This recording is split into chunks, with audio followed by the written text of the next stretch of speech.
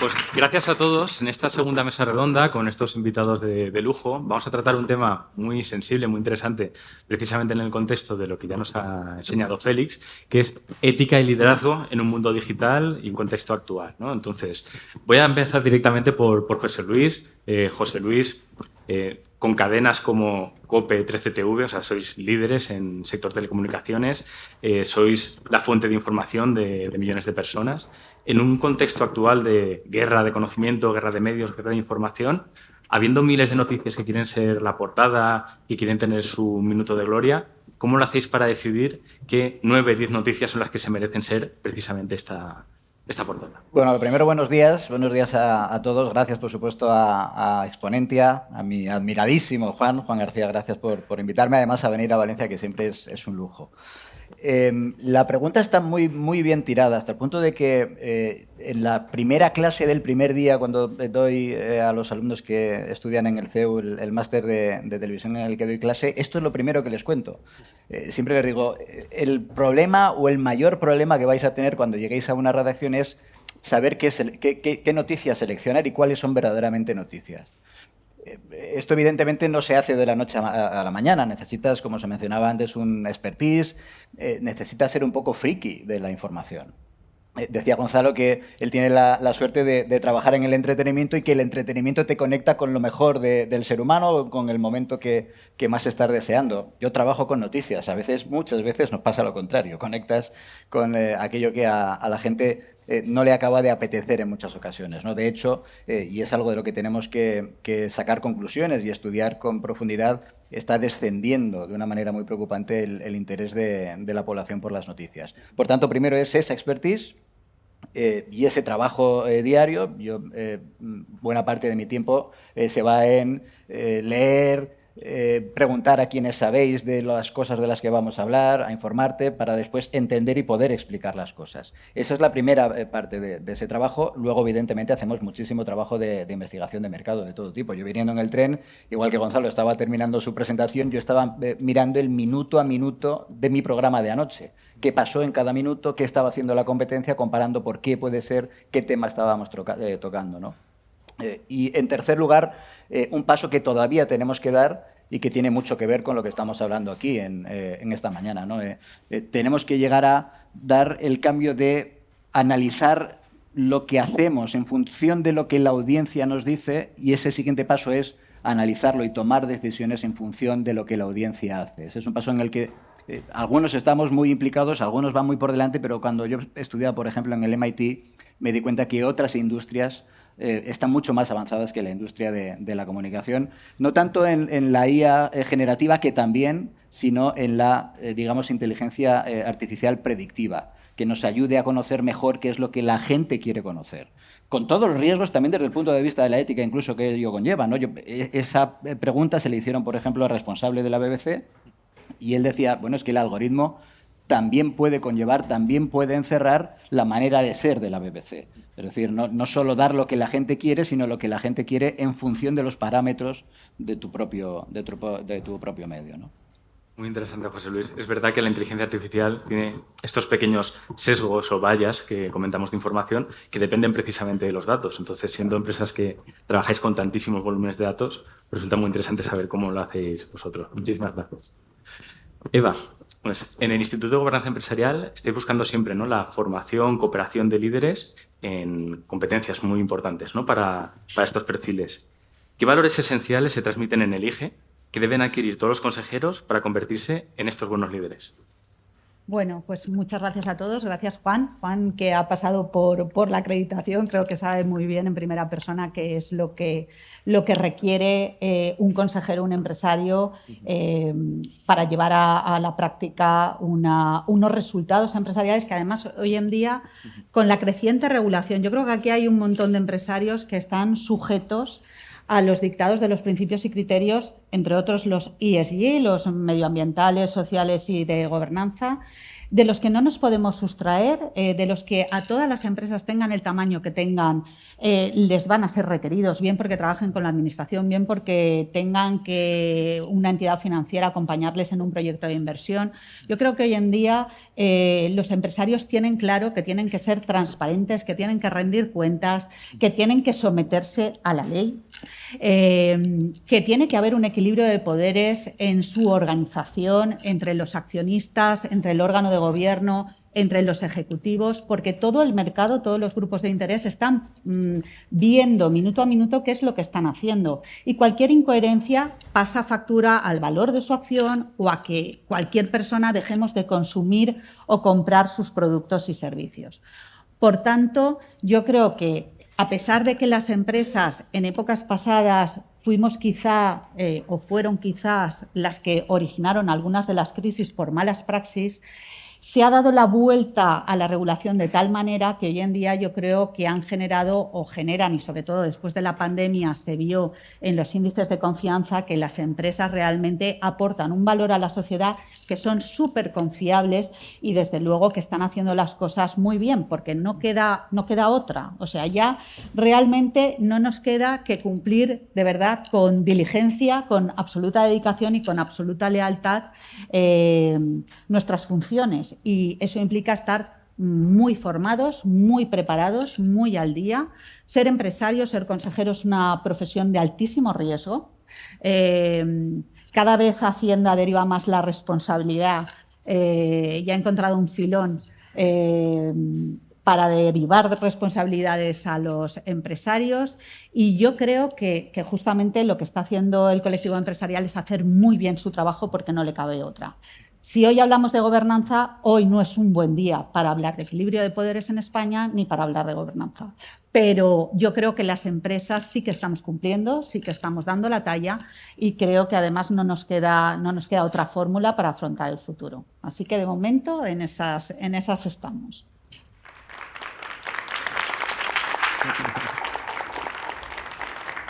Muchas gracias, Eva. De hecho, muy interesante que en tu contestación los valores, ese corazón, ¿no?, del empresario, la contestación es atemporal. No tiene que ver con el momento tecnológico, desarrollo que tenemos ahora. Esos valores se mantienen. Muchas gracias por la respuesta.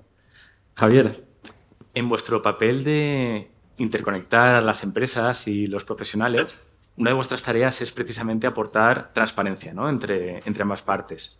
¿Cómo hacéis a día de hoy, a nivel ético, que se asegure que se efectúe una correspondencia ética, una correspondencia correcta entre lo que buscan ambas partes, el profesional y la empresa que contrata?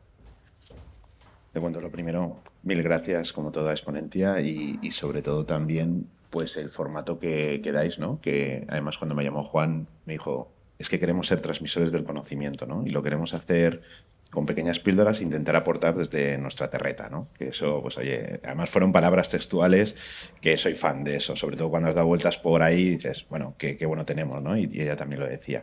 Respondiendo un poco a tu pregunta y en colación con todo lo que hemos estado viendo, básicamente desde nuestra actividad nosotros tenemos que asegurar esa ética, básicamente confidencialidad, es clave en nuestro sector, trabajamos con personas y con información muy susceptible y se basa en la confianza, el que recurran a nuestros servicios, ¿no? Porque somos buscadores de talento, como digo yo, ¿no?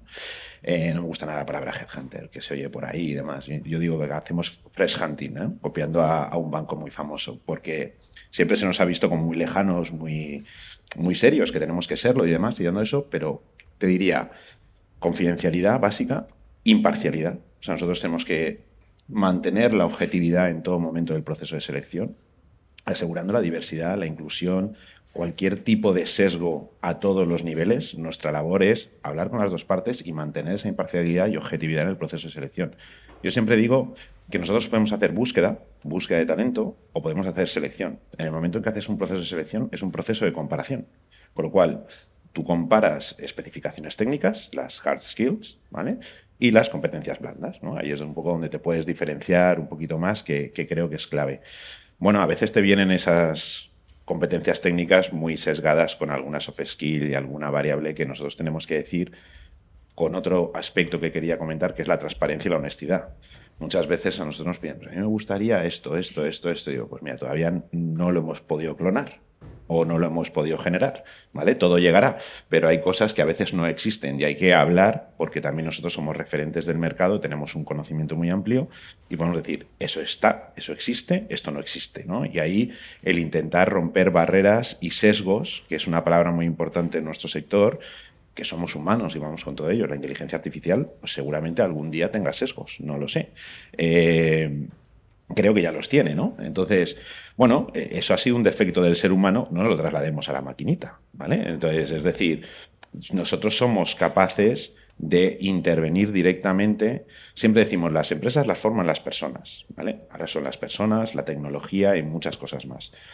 Pero no dejemos de dar nuestra impronta a todo eso. Entonces, te diría, y resumiendo, confidencialidad a todos los niveles, imparcialidad y objetividad asegurando que hay un proceso de selección objetivo y luego toda la parte de honestidad y transparencia, tanto con una parte como con otra. A mí me gusta dormir muy bien, a mí me gusta que no me atropellen por Valencia diciendo dónde me has metido. Hay que hablar bien y claro con las dos partes, tanto con la empresa como con el candidato. Somos personas, trabajamos para personas, cambiamos vidas, tenemos la... Yo estoy muy orgulloso de que con mi trabajo impacto directamente en la sociedad. Puedo conseguir que pues, una persona cambie de jefe, porque normalmente la gente se va de su jefe, no de la empresa, ¿vale? Por otro lado, pues podemos mejorar la calidad de vida de ciertas familias, podemos ayudar a la conciliación, podemos cumplir sueños profesionales de la gente y eso es una maravilla, el poder impactar así directamente en la sociedad. Muchísimas gracias, Javier. Pues José Luis, la siguiente pregunta va para ti y es un tema de actualidad precisamente con las herramientas que ha comentado Félix.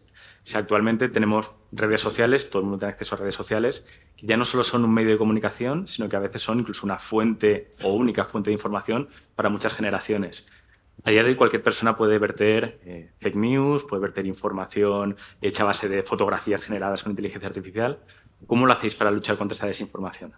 Bueno, yo primero, cuando estaba escuchando a Félix, me estaba entrando un temblor de piernas absoluto, porque hay algunas que ya las conocía, pero hay otras que van todavía mucho más lejos de lo que conocíamos, ¿no? Pues fíjate que yo creo que aquí, para nosotros también, digamos, las redes sociales son también una fuente de información, pero en la que a la que tienes que acudir con todas las prevenciones con las que acudes a cualquier otra fuente de información, pero incluso un poquito más, precisamente por esto que estamos comentando. Hay una de las frases que se repite mucho en las redes sociales fundamentalmente y que se utiliza para tratar de denigrar a los, digamos, medios tradicionales, que a mí me encanta que la utilicen, utilizarla todo lo que queráis. La frase es: esto no lo verás en los medios tradicionales, esto no lo verás en los periódicos, no lo verás en las televisiones. Joder, claro, no lo verás porque a lo mejor y muy probablemente no es cierto. Y esa es nuestra diferencia. Y en eso es en lo que tenemos que pelear. Por eso yo siempre digo que para conseguir recuperar ese interés por la información que os decía que se está perdiendo, en el fondo se trata de volver a lo más esencial del periodismo, que es el rigor, que es confirmar las noticias, que es detectar cuando intentan colarte una noticia falsa.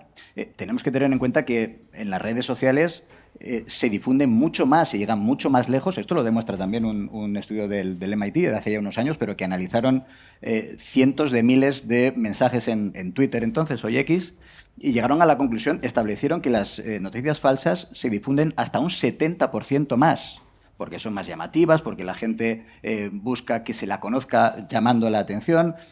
Incluso en muchas ocasiones, por simple despiste, recibimos una noticia, no confirmamos si es falsa en nuestro propio entorno más cercano y a veces la retuiteamos. Bueno, pues eso es lo que nos estamos encontrando ahí fuera.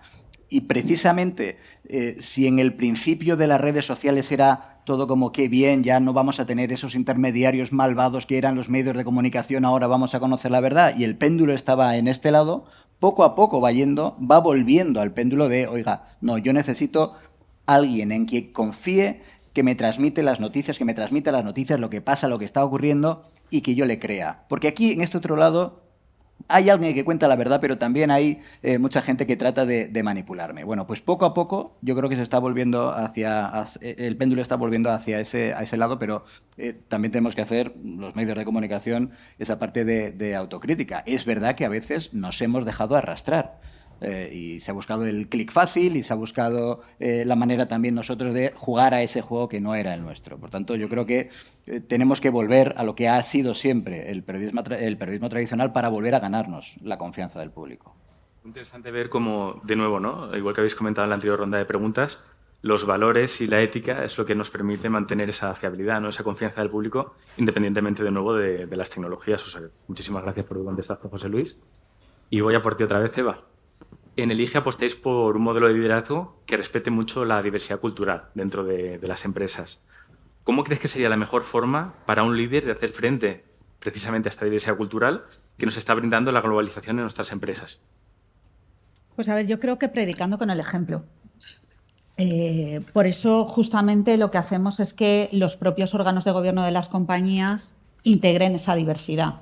Si solo está la propiedad, pues que introduzcan consejeros independientes. Si tienen miedo de perder ese poder de decisión, pues pueden hacerlo a través de un consejo asesor.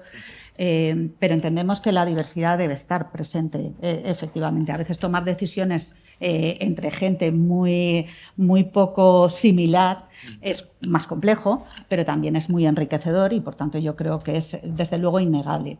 Hay varias cuestiones. Se habla de que los propios, no solamente diversidad de género, que ya estamos muy acostumbrados a escucharlo. Por cierto, también los consejeros hombres tienen acceso en empresas, que parece que solo en las cotizadas podemos entrar las mujeres, y no, en todas las compañías hay posibilidades para todos. Nos tenemos que preguntar, porque ya hay CEOs que son inteligencia artificial, ¿para cuándo el consejero inteligencia artificial? Estoy segura de que quizá llegue antes que cubramos la cuota las mujeres, pero bueno, ahí lo dejo. En cualquier caso, no solamente género, no solamente edad, también procedencias geográficas. Se dice que hay dos corrientes, que no hay que replicar en un consejo un comité de dirección, no hace falta, o sea, tú tienes que ver en función de la compañía y los próximos años qué estrategia va a llevar a cabo, tiene que componer un consejo lo suficientemente variado. Si tus próximos años, tus retos van a tener que ver con la internacionalización en determinados países, pues es probable que a lo mejor incorpores un consejero de esos países, te puede venir muy bien. En definitiva, estábamos muy acostumbrados a abogados del Estado y a economistas, algunos ingenieros en empresas de construcción. Yo creo que hay que abrir muchísimo la mente, que hay que incorporarlos y que, desde luego, se tiene que empezar desde arriba, porque si no solamente cumpliendo con los planes de igualdad tenemos que empezar a demostrar que tenemos esa diversidad de edad, de género por departamento, sino que creo que debemos, que además es que es necesario para poder abordar los retos que tenemos, hay que salir de la propia compañía y tenemos que incorporar a gente de fuera. Qué interesante han sido las primeras ponencias. Piensen ustedes si tuvieran a ese tipo de perfiles incorporados en su compañía para debatir sobre la estrategia futura de la misma, para supervisar o controlar la marcha de la compañía. Yo creo que para eso hace falta estar preparado, hace falta una sistemática, hace falta rodearte de los mejores, hace falta saber cómo hacerlo.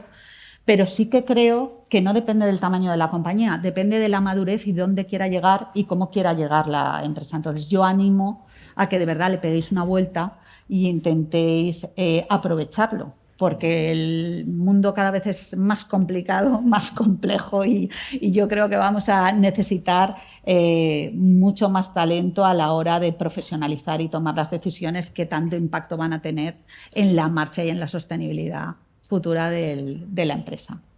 Muchísimas gracias, Eva. De hecho, construyendo sobre tu pregunta, voy a preguntar a Javier. En Executive os presentáis como una empresa en la que las personas están en el centro. Ya no solo con vuestros clientes, incluso en vuestro propio equipo. Como comentaba Eva, ¿no? Ahora mismo estamos en un momento en que hay mucha diversidad, pues, de género, de culturas. ¿Cómo lo hacéis dentro de Executive para encontrar ese equilibrio, ¿no?, entre las diferentes necesidades que necesitan el puesto de trabajo, diferentes perfiles? ¿Cómo lo hacéis para que todos estén en equilibrio, para que todos estén cómodos? Vale. Te cuento un poco, porque además está como muy manida, ¿no?, lo de personas en el centro. Nosotros, cuando hablamos de personas en el centro, es que los que tienen que estar en el centro son los empleados. O sea, ni empresas, ni candidatos y demás, porque entendemos, sobre todo ya cuando estás muchos años, que la gente suele desatar su potencial cuando realmente les das autonomía, ¿vale? Entonces ahí ya te estoy metiendo una variable. Si contratas gente responsable, normalmente la gente responsable la puedes empoderar y puedes dar autonomía, con lo cual realmente es cuando ellos pueden desatar su potencial. Entonces nosotros todo lo que construimos, cualquier política que nosotros hacemos dentro de la compañía, es pensar en el empleado.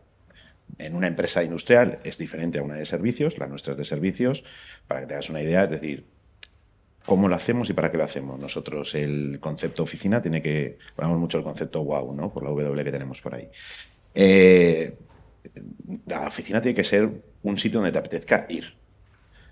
Gestionamos por objetivos. Es decir, los objetivos, si eres responsable, los cumples. No necesitas un micromanagement. Con lo cual tú puedes ya hacer una gestión del management a otro nivel, más estratégica, más a medio plazo, más de valores, más de cuando haces una evaluación del desempeño, que cada vez las tienes que hacer más ad hoc, porque por la diversidad gestionas muchos tipos de perfiles, de esa evaluación del desempeño para decir, no, bien, mal, has llegado, no has llegado, check, no es. De ahí tiene que salir un plan de desarrollo profesional, es decir, porque si no esa persona se va a ir de tu empresa. ¿Vale? O tú eres capaz de evolucionar a la gente o de construir una vida con ellos. Aparte, no nos engañamos, no hay empleados para toda la vida. Yo no me voy a jubilar en esta empresa, seguro. Mi jefe lo sabe. Eso dije. ¿Para qué nos vamos a engañar? Lo mismo, lo que vamos a intentar es, voy a hacerte la vida lo más divertida posible, donde yo te dé algo y te aporte y tú me des. Con lo cual, te meto la variable de responsabilidad, de empoderamiento, de intentar gestionar con políticas que apoyen la flexibilidad, que es bidireccional, que a veces se nos olvida. Oye, yo a veces necesitaré tirar un poquito más de ti, pero otras veces tú necesitarás tirar un poquito de mí. Si todo el mundo y es responsable entiende la flexibilidad como algo bidireccional, es muy fácil. La comunicación, o sea, de verdad, hablar es mágico, ¿vale? Y hablar soluciona muchos problemas. Y anticiparse a los problemas es lo que hace un buen líder, ¿vale? El liderazgo es la capacidad de influir, que no manipular, ¿vale? De influir a un grupo de personas para llevarlos a un objetivo común. De ti depende que además se lo pasen bien por el camino y no sufran. O sea, y eso hace que la gente pues te apetezca estar contigo. Yo siempre lo digo, yo iba al colegio encantado y tenía que estudiar, pero esperaba el recreo. Y mis amigos son mis amigos del colegio. Entonces, yo intento construir ese tipo de ecosistemas donde, pues por supuesto, hay esfuerzo, hay notas, hay que superarse, hay objetivos, hay que seguir avanzando, hay un acompañamiento, pero lo que construyes por el camino es lo que queda. Y yo creo que si todo el mundo, al final, trabajase para que algún día alguien que se encuentre con amigos, familiares, descendencia vuestra, diga, yo trabajé con tu padre y me lo pasé teta. Y además me enseñó. Eso es la fase legado, ¿no? De la pirámide de Maslow, ¿no? Y que a todos nos gustaría que en algún día. Pues eso es lo que estamos intentando. Bajándolo a detalle, te diría, nosotros, formación continua, clave, o sea, señores, y además los que cada vez somos más mayores, más presión todavía, porque se habla mucho de entornos buca, pues estamos en rebuca, ¿vale? O sea, por 10. Entonces, eso es una presión añadida a generaciones de distintos niveles donde es una autopresión para hacerlo. Con lo cual, la empresa tiene que ser un vehículo de transmisión del conocimiento y de formación. Apoyados en la tecnología. Venimos de un sector donde la tecnología era como no se le veía encaje, ¿no? En un sector como el nuestro. Bueno, nosotros ahora mismo la tecnología nos hace muchísimo más eficientes. Estamos trabajando en... Y además eso atrae generaciones seniors de mi sector como a generaciones juniors de mi sector. Que ellos puedan tener unos sistemas basados en inteligencia artificial, generar contenido de valor con una creatividad basada en la experiencia, ¿vale? Te puedo poner muchos ejemplos. Tenemos temas de advocacy tools, tenemos un tema de inteligencia artificial para criba, por OCR, parsers, test kernels, etc. Tenemos todo, recursos humanos va hacia el dato. Todo lo que se pueda medir se puede mejorar. Ahora mismo toda la parte de advisory, el poder meter métricas en personas que te ayuden a tomar decisiones, escucha activa. O sea, nosotros ya no hacemos una encuesta de clima cada 2 años. O sea, nosotros hacemos NPS mensuales, una sola pregunta y una encuesta de clima al final de año. Necesito saber que hay comunicación constante y, sobre todo, plantear proyectos de carrera profesional, no secuestrar a nadie con cláusulas que no tienen ningún sentido, porque eso es gestionar con miedo, sino gestionar basado en la confianza, con una comunicación activa muy abierta y que a partir de ahí, oye, poder dar las gracias a una persona cuando deja de estar en tu proyecto y se va a otro proyecto y agradecerle los servicios prestados y poder tomarte mañana un día, porque la vida es muy larga y seguramente te encuentres. Más si vives en Valencia, seguro. ¿Vale? Entonces, no sé si te he respondido más o menos, pero por ahí vamos. Y nos lo estamos pasando muy bien. Totalmente, Javier. Pues vamos a ir ya por la última pregunta. Y va a ser para ti, Eva. ¿Vale? Va para ti, Eva. Sí.